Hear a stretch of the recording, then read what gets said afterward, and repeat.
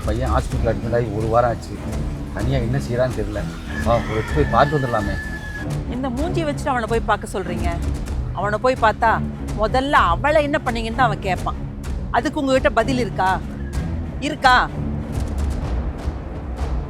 இல்லை இல்லை, முதல்ல இந்த ஓடுகாலி கிடைக்கட்டும்.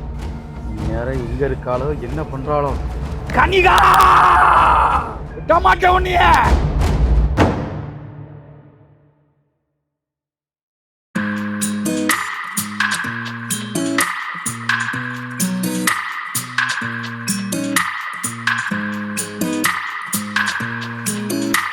இன்னும் என்னமா பூச்சி பிடிக்கிற மாதிரி பாத்திரத்தை தடவிட்டு இருக்க? இன்னும் புழங்கிட்ட பாத்திரம் வேற அத்தனை கிடக்குது. சீக்கிரமா தேய்ச்சி முடி. அக்கா ஒரு 15 நிமிஷம் கொடுத்தீங்கன்னா நான் தூங்கி எழுந்துட்டு வந்துடுவேன். காலையிலேருந்து உட்காராம வேலை பார்க்குறேங்க்கா, சுத்தமாக முடியலங்க்கா. போனா போகுது, தூங்க இடம் இல்லையேன்னு கேட்டனால வேலைக்கு சேர்த்துக்கிட்டேன். இப்ப என்னடா முடியலன்னு சொல்ற? முதலே சொல்லியிருந்தா வேற ஆளையாவது பாத்துருப்பேன்ல. ஐயோ இல்லைங்கக்கா, நானே இதெல்லாம் கழுவி வச்சிடுறேன். நமக்குன்னு வந்து வாச்சிருக்குது பாரு. சை.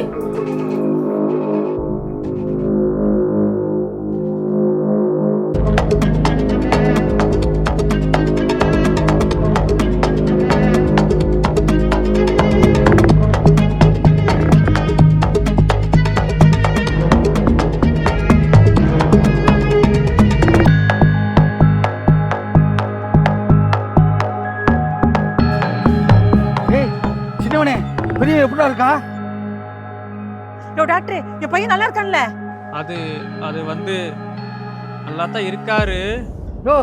இன்னியா டாக்டர் இழுவ போடுறாரு. டேய் சின்னவனே, என்ன நடந்துன்னு சொல்றா. வாயில என்ன கொழுக்கட்டையா வச்சிருக்கிய? ஐயோ, என் பையனுக்கு என்ன ஆச்சுன்னு தெரியலையே.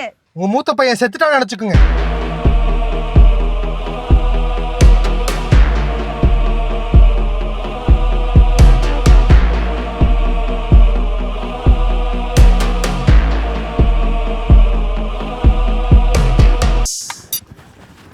கண்ணே, தங்கம் நல்லா இருக்கீல சாமி?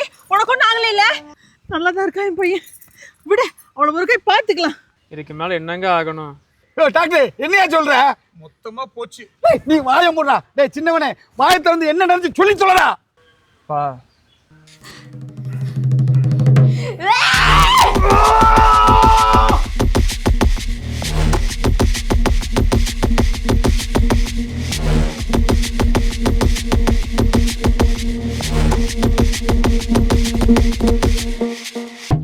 போட்ட தையல கூட என்னை ஆறல, அதுக்குள்ளே கிளம்பி வந்துட்டாரு. ஓவர் ஆக்டிவிட்டி பண்ணால் கண்டிப்பாக தையல் பிரிஞ்சிடும். நான் சொல்ல வேண்டி சொல்லிட்டேன். இனி உங்கள் ஓன் ரிஸ்க். டாக்டர், இவன் வாயில தையல் போடியா ஃபர்ஸ்ட். நான் அவளை தேடி கண்டுபிடிச்சு துண்டா விட்டு வீச போறேன். ஊர்ல எல்லாத்துக்கிட்டையும் நான் செத்துட்டதா சொல்லிருங்க. இந்த அவமானத்தோட என்னால யார் மூஞ்சிலும் முடிக்க முடியாது. கண்ணீரஞ்சலி போஸ்ட் ஓட்டிருங்க.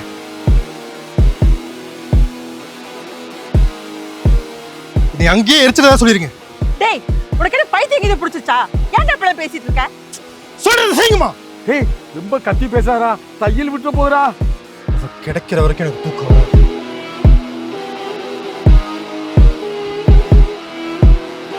ஏய், என்ன? உன் போட்டோவை கோயம்புத்தூர் ஃபுல்லான மாலுக்கு அனுப்பு. கிடைச்சே ஆகும். நான் பார்த்துக்கிறேன்.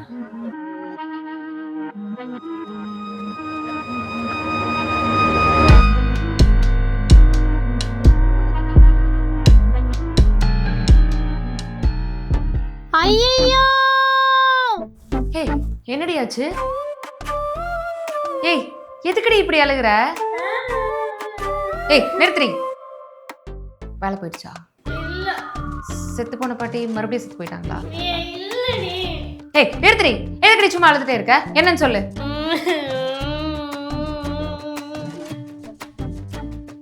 ஏய் என்னடி உனக்கு முடி இப்படி கொட்டுது? இப்படியே போனா கொஞ்ச நாள தலையெல்லாம் சொட்டையாயிருமே. நின்னா முடி கொட்டுது, படுத்தா முடி கொட்டுது, உட்கார்ந்து கூட முடி கொட்டுது. ஆக மொத்தத்துல கொட்டுன்னு கொட்டுதுடி. இதுக்கு இல்லையே ஒரு எண்டு. பூ முடி மட்டும் எப்படி இவ்வளவு அழகா வச்சிருக்கேன்? எனக்கும் உன்ன மாதிரி முடி கொட்டிட்டு தான் இருந்துச்சு. அதுக்கப்புறம் Himalaya Bhringraja anti hair fall shampoo போட்டதுக்கப்புறம் ஹேர் ஃபால் நல்லாவே கண்ட்ரோல் ஆயிடுச்சு. இதில் time tested Ayurvedic herb Bhringraja இருக்குது. டெர்மட்டாலஜிக்கலி டெஸ்டட், பேரபன் ஃப்ரீ வேற. பேக்ல 96% வரைக்கும் ஹேர் ஃபால் ரெடியூஸ் ஆகும்னு சொல்லியிருக்காங்க. இதோட மைல்டு ஃப்ளோரல் ஃப்ராக்ரன்ஸ் ரொம்ப நேச்சுரலாகவும் ரெஃப்ரெஷிங்காகவும் இருக்கும். அப்புறம் இந்த ஷாம்பு யூஸ் பண்ணுறதுனால கொஞ்ச நாள் ஹேர் பிரைட்டாக சாஃப்டாக ஸ்மூத்தாக இருக்கும். ஃப்ராக்ரன்ஸ் மைல்டாக இருக்கிறதுனால எவ்ரிடே வாஷ்க்கும் யூஸ் பண்ணலாம். நீ வேணா ட்ரை பண்ணி பார்க்குறியா? ஹே சூப்பர் டி. இது நான் எப்படி வாங்குறது? ஆன்லைன்லேயும் குயிக் காமர்ஸ் ஆப்லேயும் ஈஸியாக கிடைக்கும். டிஸ்கிரிப்ஷனில் இருக்கிற லிங்கை கிளிக் பண்ணி ஆர்டர் பண்ணிக்கோ. டேய் ஒரு கொத்து புரோட்டா கொண்டு வாடா.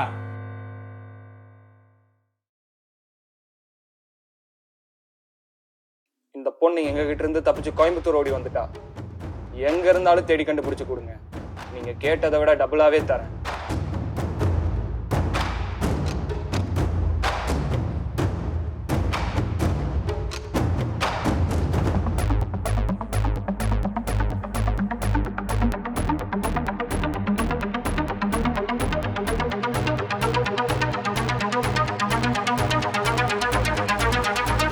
வேணாண்ணா.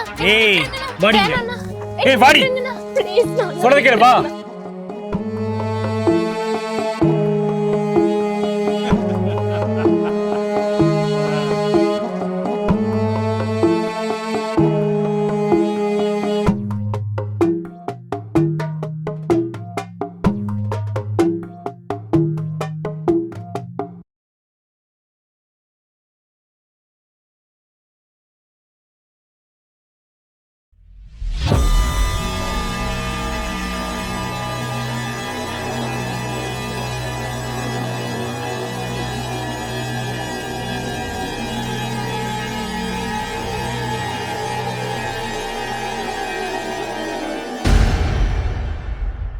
அக்கா, இந்த போட்டோல இருக்கவங்கள பார்த்தா கால் பண்ணுங்க நம்பருக்கு.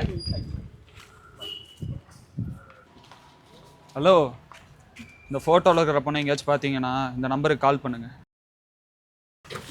இந்த பொண்ணை கடையில நியூஸ் பேப்பரே கொடுக்க மாட்டேன்டி. அப்புறம் அப்படி என்ன நம்ம ஊர்ல வா போலாம். வைத்தியக்காரி. ஏய், அவங்க கொடுத்த நோட்டீஸ் அவங்க முன்னாடி இப்படி பண்ணுவியா?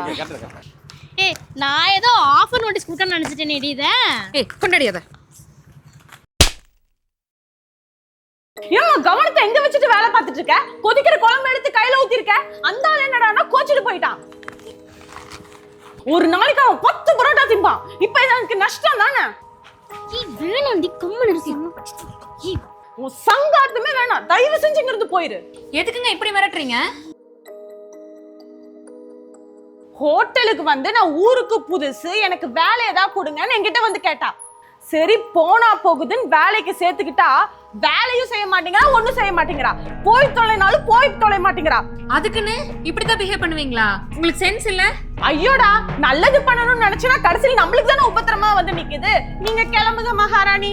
இப்படி திடீர்னு சொன்னா நான் எங்கங்க போவேன்? அதான் உங்களுக்கு சப்போர்ட் பண்ண 2 பேர் வந்திருக்காங்களே, கிளம்புங்க.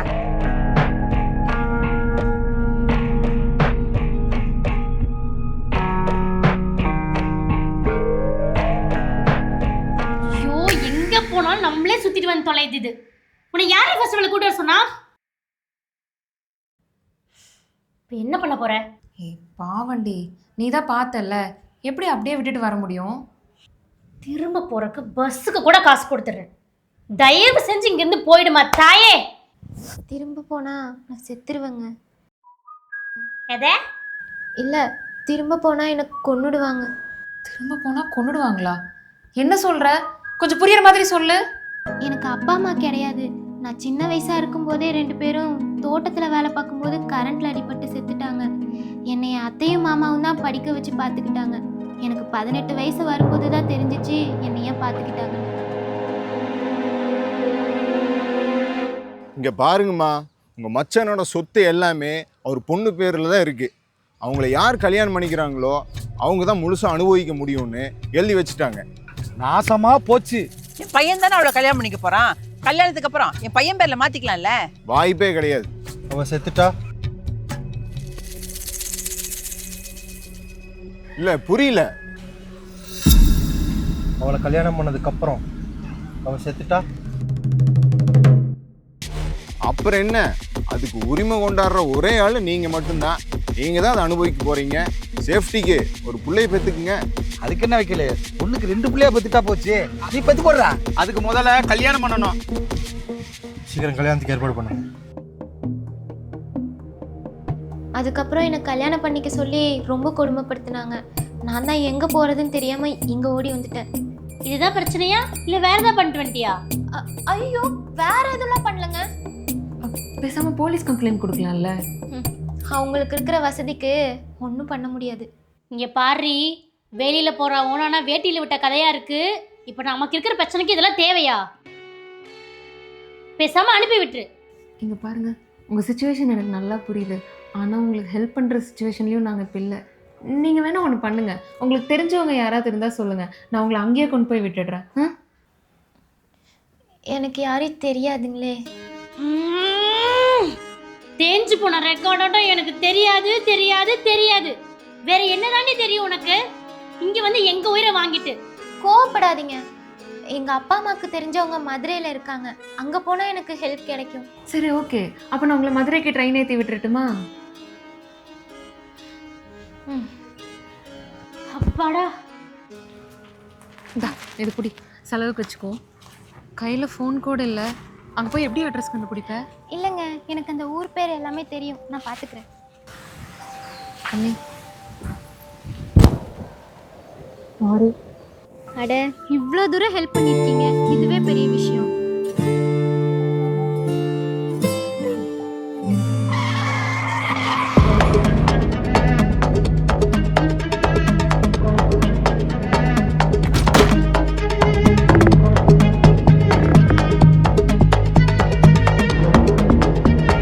என்ன கமெடி உனக்கு? வாடி. நீ யாரா நீ? அண்ணி, யாருங்க? அண்ணனை குத்தி போட்டு போவா, உன்னை சும்மா பண்ணுமா? நான் வர மாட்டேன், போ. அடி அடி அடிச்சு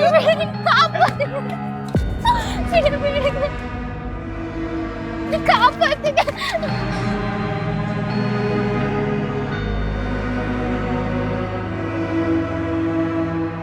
ஓடி உள்ள.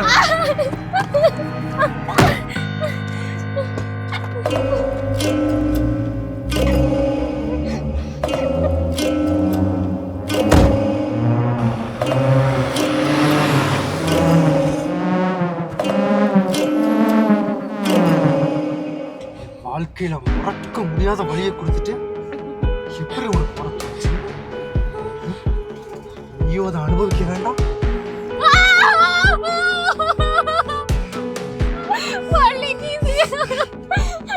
ஒவ்வொரு நாளும் என் வலிக்கு மருந்து உணரல் சத்தம் தான். நீ வாழ்க்கை பூரா நீ துடிச்சு துடிச்சு உன்னை ஏண்டா சீன்றோன்னு நினைச்சு அவ வாய மூணு. என்னடாச்சு?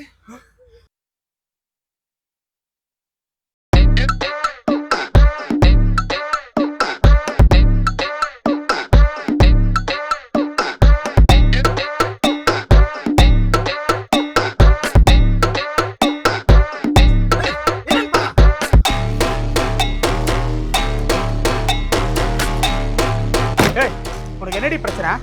ஒழுங்கு மாதிரியா போயிரு, இல்ல அடிச்சு ஏத்தி போயிட்டே இருப்பேன். அவளை கீழே இறக்கி விடுங்க. இத பாரு காமெடிய, பார்க்க பப்பாளி மாதிரி இருக்க, நசுக்கிடுவேன். அந்த பொண்ணை கீழே இறக்கி விடுங்க. எவ்வளவு சொன்ன ஒண்ணு.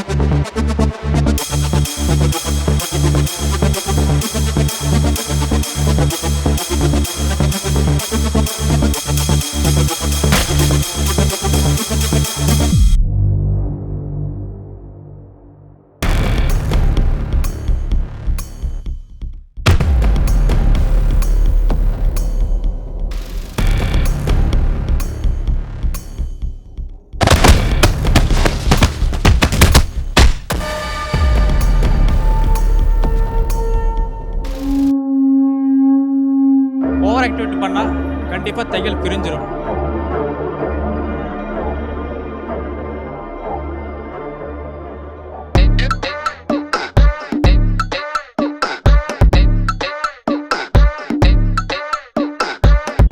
இறங்கி கீழே வா.